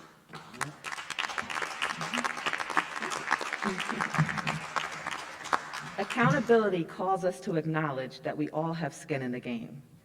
We all have a role to play. So who are the players? There are the perpetrators, the bystanders, the beneficiaries, the victims, the perpetuators, the allies, the protectors. We must be accountable for the ways in which we perpetuate harm when we permit it. So one question that we attempted to think about this evening is, how do we move from being perpetuators to allies and/or protectors? The second message is working toward an inclusive Westfield. When I was an athlete, I was at a competition and I was struggling. And my teammate pulled me to the side and told me that trying not to lose is not the same thing as trying to win. So I understand that working against exclusivity is not the same as working toward inclusivity, and that we need to do both. It's not one or the other, it's both and. And so in working toward an inclusive Westfield, we need to consider that the actions that take us from being perpetuators to allies and/or protectors will most likely cause some discomfort. These actions will require us to step out of our comfort zone. Dr. King stated, "The ultimate measure of a person is not where they stand in moments of comfort and convenience, but where they stand at times of challenge and controversy." Lastly, I'll add one more call to action that couldn't fit on the bracelet. Dr. King said, "Life's most persistent and urgent question is, what are you doing for others?" For community accountability and action against hate, we could put more focus and emphasis on the harmed parties, making sure they're okay and protected. When these hate incidents happen, they cause harm and they make an unsafe living environment, and most detrimentally, they challenge or contest a person's humanity. It's an injury to humanity. It injures the target's humanity, and it injures the humanity of those who permit the harm. When we focus on the needs and protection of the harmed communities, then we have a better chance to reclaim our humanity and more opportunities to move from being perpetuators of harm to allies and protectors. When asking ourselves the question of what are we doing for others, we have to consider whose needs or wants are we catering to or protecting. Are we responding to the needs of those who have been harmed or who are in harm's way? Or are we catering to the needs and wants of those who have power and privilege at the detriment of those who are most vulnerable, attacked, marginalized, dehumanized? For example, whose interests are we protecting when we rally against low-income housing or a group home for people with disabilities?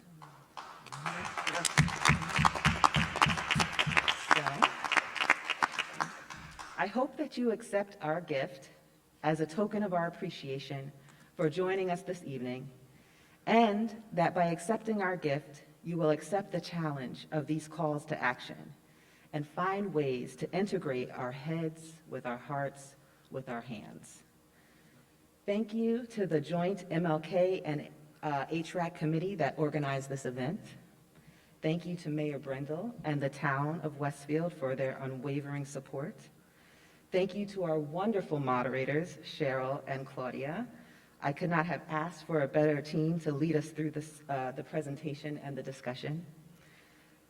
Thank you to the panel and our student guest speaker. Your responses to these challenging questions have given us a lot to think about. I hope this conversation leaves off at a starting point, inspiring us to have these conversations with family, friends, and neighbors. What does accountability look like for us? What do we do and can we do to disrupt hate?